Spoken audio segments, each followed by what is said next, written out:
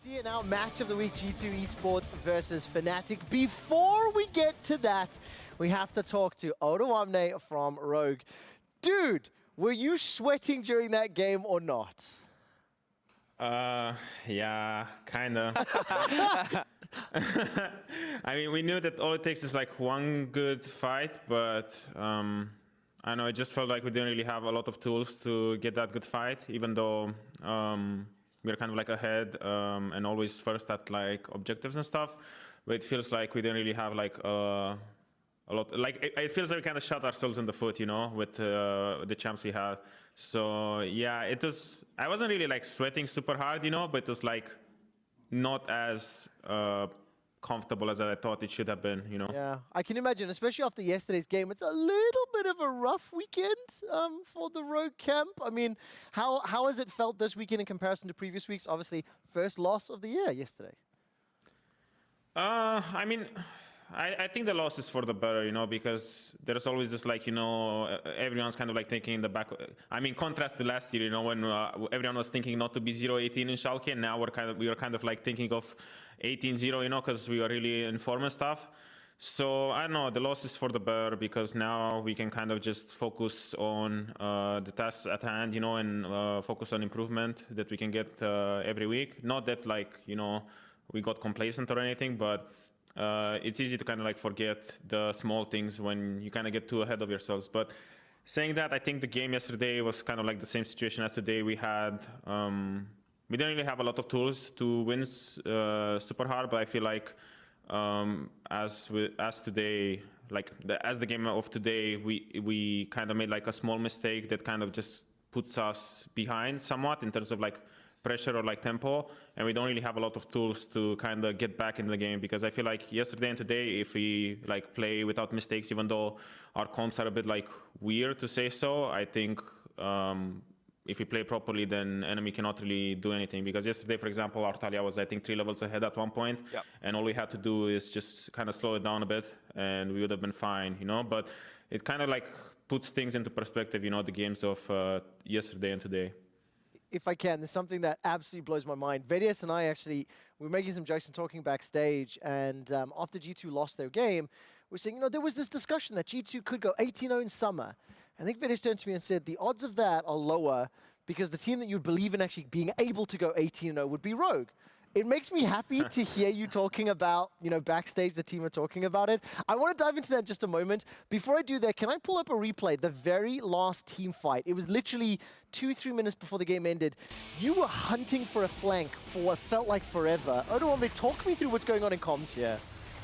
Yeah, the problem is here that I was kind of counting down my flash, so I was kind of like trying to show on wards or like kind of threaten a flag to kind of slow them down from starting Nasher, because I felt like it was really hard to get into the Nasher once they put Caitlyn traps and start zoning us with Syndra stun.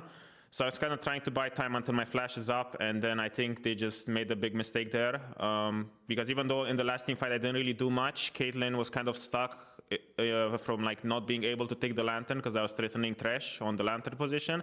So she kind of was forced to split and get one-shot by Kai'Sa. So I just kind of like playing to our win conditions there, because all we can do is kind of look for flanks. But it was sloppy up until that point because I didn't have flash. But once my flash would come up, we could actually start contesting mid waves again.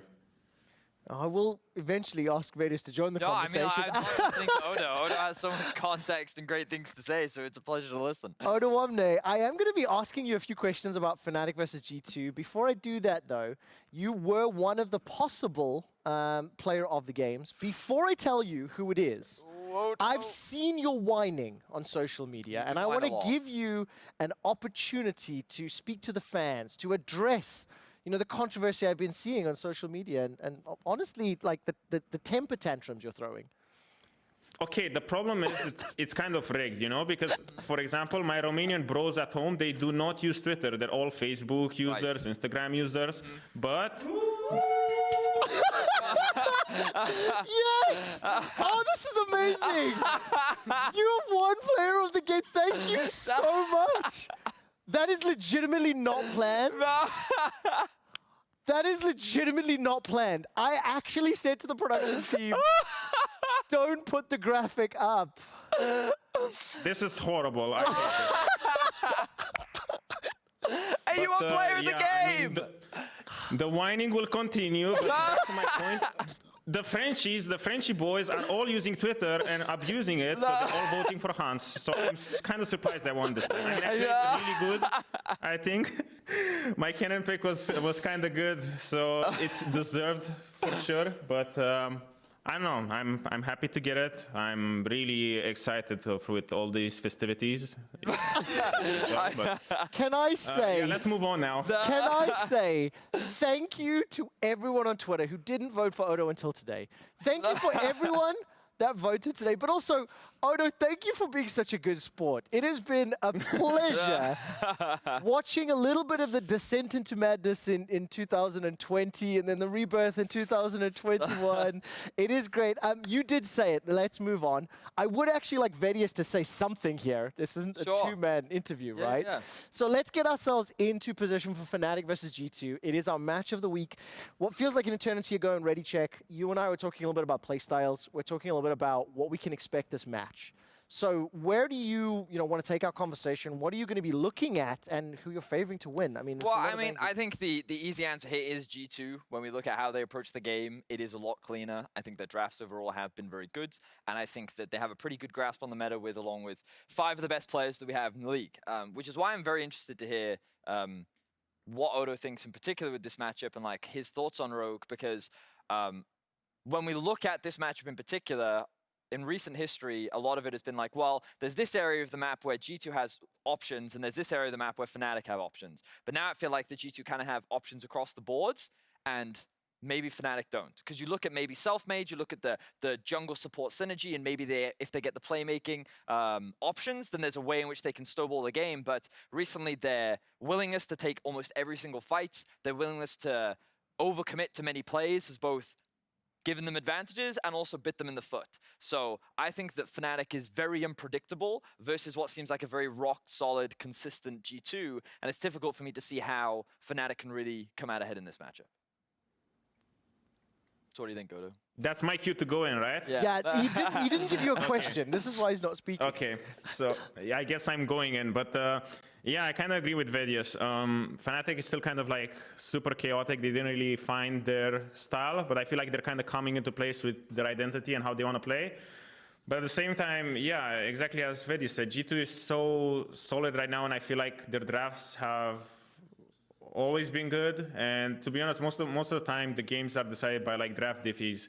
So I don't know, with like the consistency that G2 has and the talent they have on the squad, I feel like they're still kind of too good for Fnatic's like creativity.